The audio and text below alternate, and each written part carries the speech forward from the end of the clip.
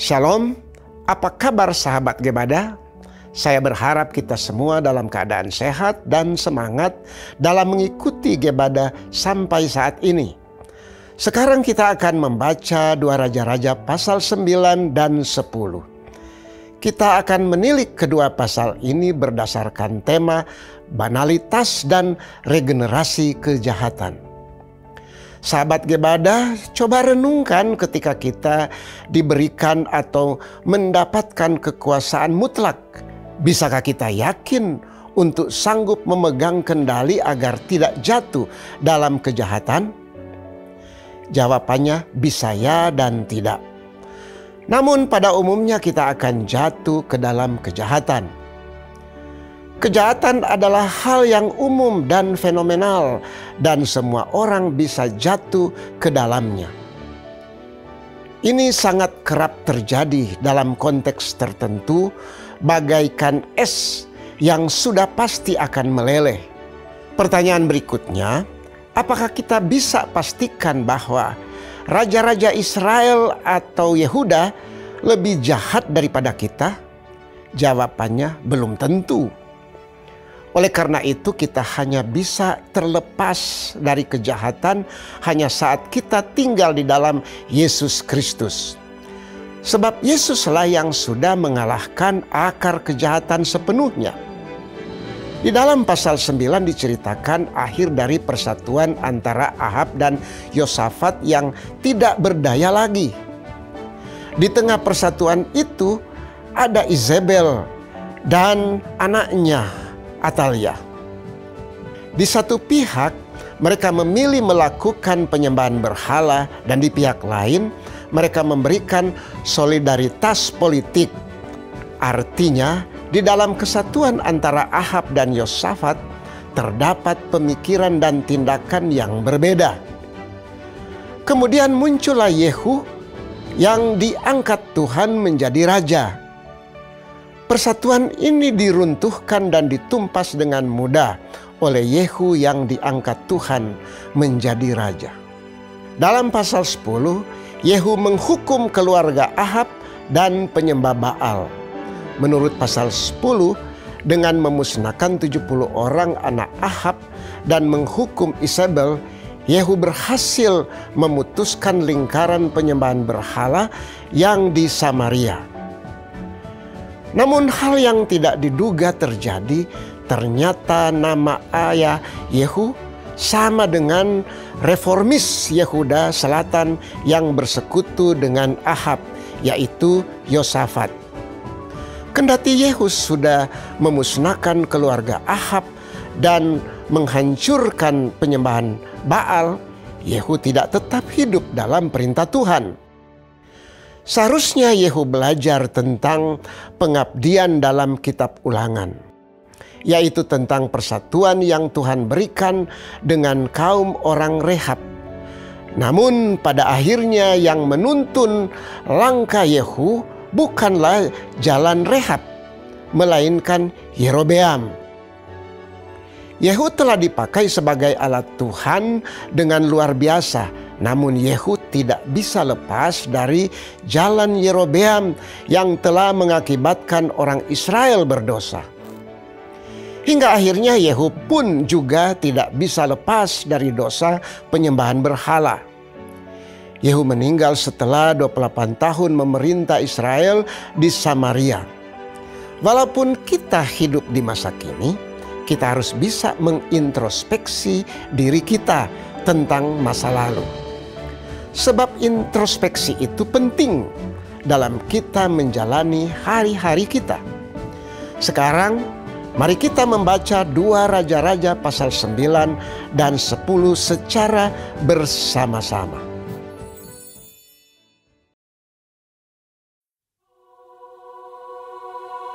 Kemudian Nabi Elisa memanggil salah seorang dari rombongan Nabi dan berkata kepadanya, "Ikatlah pinggangmu, bawalah puli-puli berisi minyak ini, dan pergilah ke Ramot Gilead.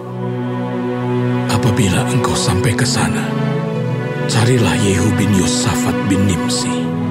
Masuklah, ajak dia bangkit dari tengah-tengah temannya, dan bawalah dia ke ruang dalam. Kemudian ambillah puli-puli berisi minyak itu, lalu tuangkan isinya ke atas kepalanya, dan katakan, beginilah firman Tuhan, telah kuurapi engkau menjadi raja atas Israel. Sesudah itu, bukalah pintu, larilah, dan jangan berlambat-lambat. Lalu nabi muda itu pergi ke Ramot Gilead. Setelah ia sampai, maka tampaklah panglima-panglima tentara sedang duduk berkumpul. Lalu ia berkata, "Ada pesan kubawa untukmu, ya Panglima." Yehu bertanya, "Untuk siapa dari kami sekalian?" Jawabnya, "Untukmu, ya Panglima." Lalu bangkitlah Yehu dan masuk ke dalam rumah. Nabi muda itu menuang minyak ke atas kepala Yehu, serta berkata kepadanya, "Beginilah firman Tuhan, Allah Israel. Telah kuurapi engkau menjadi raja atas umat Tuhan, yaitu orang Israel. Maka engkau akan membunuh keluarga tuanmu Ahab, dan dengan demikian aku membalaskan kepada Izebel darah hamba-hambaku, nabi-nabi itu, bahkan darah semua hamba Tuhan, dan segenap keluarga Ahab akan binasa. Dan aku akan melenyapkan daripada Ahab setiap orang laki-laki, baik yang tinggi maupun yang rendah kedudukannya di Israel. Dan aku akan memperlakukan keluarga Ahab sama seperti keluarga Yerobeam bin Nebat, dan sama seperti keluarga Baesa bin Ahia. Izebel akan dimakan anjing di kebun di luar Israel, dengan tidak ada orang yang menguburkannya." Kemudian nabi itu membuka pintu lalu lari. Apabila Yehu keluar mendapatkan pegawai-pegawai tuannya, berkatalah seorang kepadanya, "Apa kabar? Mengapa orang gila itu datang kepadamu?" Jawabnya kepada mereka, "Kamu sendiri mengenal orang itu dengan omongannya." tetapi mereka berkata, "Dusta! Cobalah beritahu kepada kami." Lalu katanya, "Begini-beginilah dikatakannya kepadaku. Demikianlah firman Tuhan. Telah kuurapi engkau menjadi raja atas Israel." Segeralah mereka masing-masing mengambil pakaiannya dan membentangkannya di hadapan kakinya begitu saja di atas tangga. Kemudian mereka meniup sangkakala serta berseru, "Yehu Raja!" Demikianlah Yehu bin Yosafat bin Nimsi mengadakan persepakatan melawan Yoram. Adapun Yoram sedang berjaga-jaga di Ramot Gilead, bersama-sama dengan segenap orang Israel menghadapi Hazael, Raja Aram. Tetapi Raja Yoram sendiri telah pulang ke Yisrael, supaya luka-lukanya diobati, yang ditimbulkan orang Aram pada waktu ia berperang melawan Hazael, Raja Aram. Yehu berkata, "Jika kamu sudah setuju, janganlah biarkan siapapun meloloskan diri dari kota untuk memberitahukan hal itu ke Yisrael." Kemudian Yehu naik kereta dan pergi ke Yisrael, sebab Yoram berbaring sakit di sana. Juga Ahazia, Raja Yehuda, datang menjenguk Yoram. Ketika penjaga yang sedang berdiri di atas menara di Yisrael melihat pasukan Yehu datang, berserulah ia, "Ada kulihat suatu pasukan!" Berkatalah Yoram, "Ambillah seorang penunggang kuda, suruhlah ia menemui mereka serta menanyakan, apakah ini kabar damai?"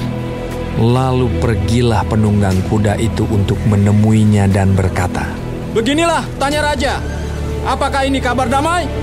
Jawab Yehu, "Damai? Bukan urusanmu. Baliklah, ikutlah aku." Dan penjaga itu memberitahukan, "Suruhan sudah sampai kepada mereka, tetapi ia tidak pulang." Disuruhnyalah penunggang kuda yang kedua, dan setelah sampai kepada mereka, berkatalah ia, "Beginilah tanya raja, apakah ini kabar damai?" Jawab Yehu, "Damai? Bukan urusanmu.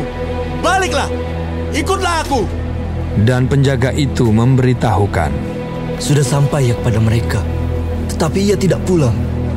Dan cara memacunya adalah seperti cara Yehu, cucu Nimsi memacu. Sebab ia memacu seperti orang gila. Sesudah itu berkatalah Yoram, "Pasanglah kereta." Lalu orang memasang keretanya. Maka keluarlah Yoram, raja Israel, dan Ahazia, raja Yehuda, masing-masing naik keretanya. Mereka keluar menemui Yehu, lalu menjumpai dia di kebun Nabot, orang Yisrael itu. Tatkala Yoram melihat Yehu, bertanyalah ia, "Apakah ini kabar damai, hai Yehu?" Jawabnya, "Bagaimana ada damai selama sundal dan orang sihir ibumu Izebel begitu banyak?"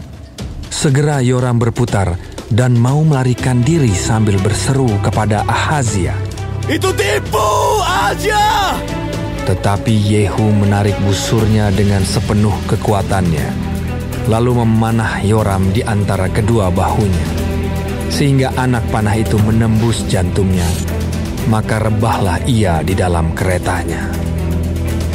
Kemudian berkatalah Yehu kepada Bidkar, perwiranya, "Angkat dan lemparkanlah mayatnya ke kebun Nabot orang Israel itu. Sebab ketahuilah bahwa pada waktu aku dan engkau berdampingan menunggang kuda mengikuti Ahab ayahnya, maka Tuhan telah mengucapkan terhadap dia hukuman ini. Sesungguhnya, aku telah melihat darah Nabot dan darah anak-anaknya tadi malam. Demikianlah firman Tuhan. Maka aku akan membalaskannya kepadamu di kebun ini. Demikianlah firman Tuhan. Oleh sebab itu angkat dan lemparkanlah mayatnya ke kebun ini sesuai dengan firman Tuhan." Ketika Ahazia, raja Yehuda, melihat itu, maka ia pun melarikan diri ke arah Bet-Hagan. Tetapi Yehu mengejarnya sambil berkata, "Panahlah dia juga!" Maka mereka memanah dia di atas keretanya di pendakian ke Gur dekat Ibleam. Ia lari ke Megido dan mati di sana. Para pegawainya mengangkut mayatnya ke Yerusalem, lalu mereka menguburkan dia dalam kuburnya sendiri, di samping nenek moyangnya di kota Daud. Adapun Ahazia menjadi raja atas Yehuda dalam tahun ke-11 zaman Yoram bin Ahab. Sampailah Yehu ke Yisrael. Ketika Izebel mendengar itu, ia mencalak matanya. Dihiasinyalah kepalanya, lalu ia menjenguk dari jendela. Pada waktu Yehu masuk pintu gerbang, berserulah Izebel, "Bagaimana? Selamatkah Simri, pembunuh tuannya itu?" Yehu mengangkat kepalanya melihat ke jendela itu dan berkata, "Siapa yang di pihakku? Siapa?" Dan ketika 2-3 orang pegawai istana menjenguk kepadanya, ia berseru, "Jatuhkanlah dia!" Mereka menjatuhkan dia, sehingga darahnya memercik ke dinding dan ke kuda.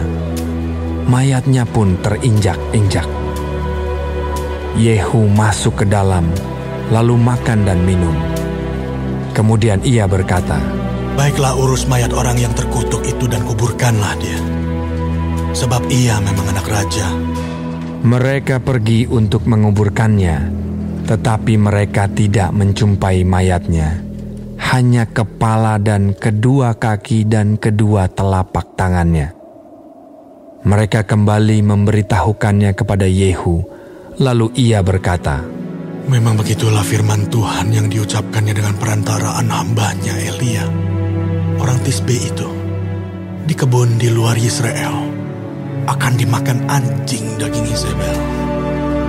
Maka mayat Izebel akan terhampar di kebun di luar Yisrael, seperti pupuk di ladang, sehingga tidak ada orang yang dapat berkata, 'Inilah Izebel.'"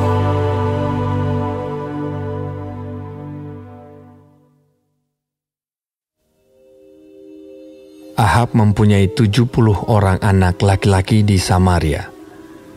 Yehu menulis surat dan mengirimnya ke Samaria kepada pembesar kota itu, kepada para tua-tua dan kepada para pengasuh anak-anak Ahab. Bunyinya, "Sekarang, segera sesudah surat ini sampai kepadamu, kamu yang mempunyai anak-anak tuanmu di bawah pengawasanmu, lagi pula mempunyai kereta dan kuda, dan kota yang berkubu serta senjata. Maka pilihlah seorang yang terbaik dan yang paling tepat dari antara anak-anak tuanmu. Lalu dudukkanlah dia di atas tahta ayahnya.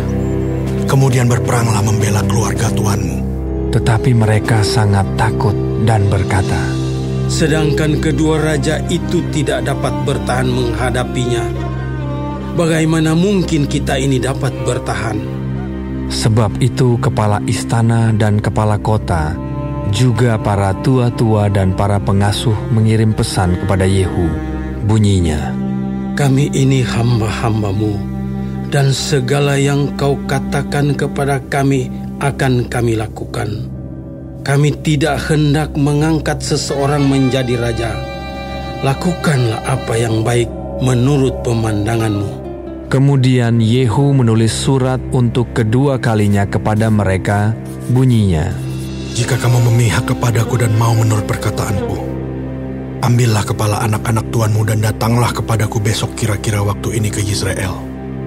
Adapun ke-70 anak raja itu tinggal bersama-sama orang-orang besar di kota itu yang mendidik mereka. Tatkala surat itu sampai kepada mereka, mereka mengambil anak-anak raja itu, menyembelih ke-70 orang itu, menaruh kepala orang-orang itu ke dalam keranjang, dan mengirimkan semuanya kepada Yehu di Yisrael. Ketika suruhan datang memberitahukan kepadanya, telah dibawa orang kepala anak-anak raja itu. Berkatalah Yehu, susunlah semuanya menjadi 2 timbunan di depan pintu gerbang sampai pagi. Pada paginya keluarlah Yehu, berdirilah ia, lalu berkata kepada segenap orang banyak, kamu ini tidak bersalah. Memang akulah yang telah mengadakan persepakatan melawan tuanku dan telah membunuh dia. Tetapi semua orang ini, siapakah yang membunuh mereka? Ketahuilah sekarang bahwa firman Tuhan yang telah diucapkan Tuhan tentang keluarga Ahab tidak ada yang tidak dipenuhi. Tuhan telah melakukan apa yang difirmankannya dengan perantaran Elia hambanya. Lalu Yehu membunuh semua orang yang masih tinggal dari keluarga Ahab yang di Yisrael, juga semua orang besarnya, orang-orang kepercayaannya dan imam-imamnya. Tidak ada padanya seorang pun yang ditinggalkan Yehu hidup. Kemudian bangkitlah Yehu pergi ke Samaria, di jalan dekat Bet-Eket, perkampungan para gembala. Bertemulah ia dengan sanak saudara Ahazia, Raja Yehuda, lalu ia bertanya, siapakah kamu ini? Jawab mereka, kami adalah sanak saudara Ahazia, dan kami datang untuk memberi salam kepada anak-anak raja dan anak-anak ibu suri. Berkatalah Yehu, tangkaplah mereka hidup-hidup. Lalu ditangkaplah mereka hidup-hidup dan disembelih dekat perigi Bet-Eket, 42 orang, dan tidak ada seorang pun ditinggalkannya hidup daripada mereka. Setelah pergi dari sana, bertemulah ia dengan Yonadab bin Rekab yang datang menyongsong dia. Ia memberi salam kepadanya serta berkata, apakah hatimu jujur kepadaku seperti hatiku terhadap engkau? Jawab Yonadab, ya, jika ya, berilah tanganmu. Maka diberinyalah tangannya. Lalu Yehu mengajak dia naik ke sampingnya ke dalam kereta. Berkatalah Yehu, marilah bersama-sama aku, supaya engkau melihat bagaimana giatku untuk Tuhan. Demikianlah Yehu membawa dia dalam keretanya. Setelah Yehu sampai di Samaria, maka ia membunuh semua orang yang masih tinggal dari keluarga Ahab di Samaria. Ia memunahkannya sesuai dengan firman yang diucapkan Tuhan kepada Elia. Kemudian Yehu mengumpulkan seluruh rakyat, lalu berkata kepada mereka, adapun Ahab masih kurang beribadah kepada Baal, tetapi Yehu mau lebih hebat beribadah kepadanya. Oleh sebab itu, panggillah menghadap aku semua nabi Baal, semua orang yang beribadah kepadanya dan semua imamnya. Seorang pun tidak boleh tidak hadir, sebab aku hendak mempersembahkan korban yang besar kepada Baal. Setiap orang yang tidak hadir tidak akan tinggal hidup. Tetapi perbuatan ini adalah akal Yehu, supaya ia membinasakan orang-orang yang beribadah kepada Baal. Selanjutnya, Yehu berkata, tentukanlah hari raya perkumpulan kudus bagi Baal. Lalu mereka memaklumkannya. Yehu mengirim orang ke seluruh Israel. Maka datanglah seluruh orang yang beribadah kepada Baal. Tidak seorang pun yang ketinggalan. Lalu masuklah semuanya ke dalam rumah Baal, sehingga rumah itu penuh sesak dari ujung ke ujung. Kemudian berkatalah Yehu kepada orang yang mengepalai gudang pakaian, keluarkanlah pakaian untuk setiap orang yang beribadah kepada Baal. Maka dikeluarkannyalah pakaian bagi mereka. Sesudah itu masuklah Yehu dan Yonadab bin Rekab ke dalam rumah Baal. Lalu berkatalah ia kepada orang-orang penyembah Baal di situ, periksalah dan lihatlah, supaya jangan ada di antara kamu di sini seorang pun dari hamba-hamba Tuhan, melainkan hanya orang-orang yang beribadah kepada Baal. Lalu masuklah mereka untuk mempersembahkan korban sembelihan dan korban bakaran.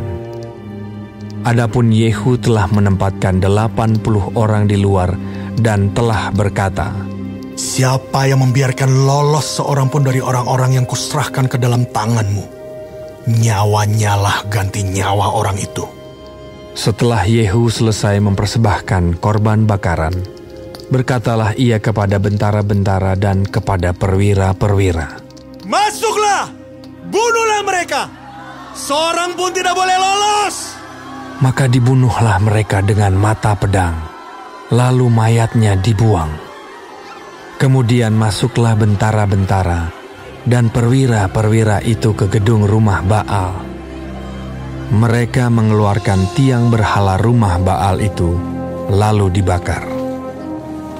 Mereka merobohkan tugu berhala Baal itu, merobohkan juga rumah Baal, dan membuatnya menjadi jamban. Begitulah sampai hari ini. Demikianlah Yehu memunahkan Baal dari Israel. Hanya Yehu tidak menjauh dari dosa-dosa Yerobeam bin Nebat, yang mengakibatkan orang Israel berdosa pula, yakni dosa penyembahan anak-anak lembu emas yang di Betel dan yang di Dan. Berfirmanlah Tuhan kepada Yehu, oleh karena engkau telah berbuat baik dengan melakukan apa yang benar di mataku, dan telah berbuat kepada keluarga Ahab tepat seperti yang dikehendaki hatiku, maka anak-anakmu akan duduk di atas tahta Israel sampai keturunan yang keempat. Tetapi Yehu tidak tetap hidup menurut hukum Tuhan Allah Israel dengan segenap hatinya. Ia tidak menjauh dari dosa-dosa Yerobeam yang mengakibatkan orang Israel berdosa pula.